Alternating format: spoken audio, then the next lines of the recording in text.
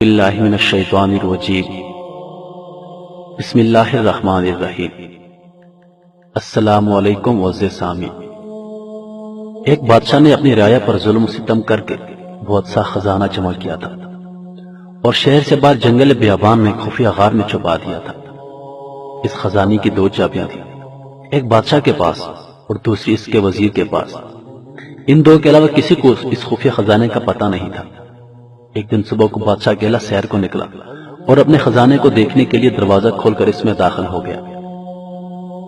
خزانے کے کمر میں سونے چاندی کے ڈھیر لگے ہوئے تھے، ہیرے جواہرات الماریوں میں سجے ہوئے تھے، دنیا کے نوادرات کونے کونے میں بکھرے ہوئے تھے اور ان کو دیکھ کر بہت خوش ہوا۔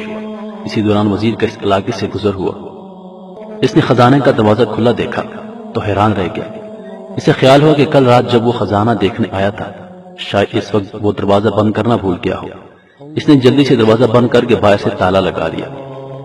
ادھر بادشاہ جب اپنے دل پسند خزانے کے معائنے سے فارغ ہوا تو واپس دروازے پر آیا، لیکن یہ کیا، دروازہ تو باہر سے بند تھا اور اس پر تالا لگا تھا۔ اس نے زور زور سے دروازہ پیٹنا اور چیخنا شروع کیا، لیکن افسوس اس کی آواز سننے والا وہاں کوئی نہ تھا۔ وہ لوٹ کر پھر اپنے خزانے کی طرف گیا اور ان سے دل بہلانے کی کوشش کی، لیکن بھوک اور پیاس کی شدت نے اسے تڑپانا شروع کیا۔ وہ پھر بھاگ کر دروازے کی طرف آیا، لیکن وہ بدستور بند تھا۔ وہ زور سے چیخا چلایا، لیکن وہاں اس کی فریاد سننے والا کوئی نہ تھا۔ وہ نڈھال ہو کر دروازے کے پاس گر گیا۔ جب بھوک پیاس سے وہ بری طرح تڑپنے لگا تو رنگتا ہوا ہیروں کی تجوری تک گیا۔ اس نے اسے کھول کر بڑے بڑے ہیرے دیکھے جن کی قیمت لاکھوں میں تھی۔ اس نے بڑے خوشامدانہ انداز میں کہا، اے لکھپتی ہیرو، مجھے ایک وقت کا کھانا دے دو۔ اسے ایسا لگا جس سے وہ ہیرے زور زور سے کہہ کے لگا رہے ہوں۔ اس نے ان ہیروں کو دیوار پر دے مارا۔ وہ پھر گھسیٹتا ہوا موتیوں کے پاس گیا، ان سے بھیک مانگنے لگا، اے آبدار موتیوں، مجھے ایک گلاس پانی دے دو۔ لیکن موتیوں نے بھرپور کہکا لگایا اور کہا، اے دولت کے پجاری، کاش تو نے دولت کی حقیقت سمجھ لی ہوتی۔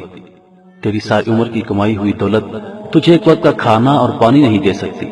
بادشاہ چکرا کر گر گیا۔ جب اسے ہوش آیا تو اس نے سارے ہیرے اور موتی بکھیر کر دیوار کے پاس اپنا بستر بنایا اور اس پر لیٹ گیا۔ وہ دنیا کو ایک پیغام دینا چاہتا تھا، لیکن اس کے پاس کاغذ اور قلم نہیں تھا۔ اس نے پتھر سے اپنی انگلی کاٹی اور بہتے ہوئے خون سے دیوار پر کچھ لکھ دیا۔ حکومتی عہدیدار بہت سے دن بادشاہ کو تلاش کرتے رہے، لیکن بادشاہ نہ ملے۔ کئی دن کی محنت کے بعد جب بادشاہ کا کوئی پتہ نہ چلا تو وزیر خزانے کا معائنہ کرنے آیا۔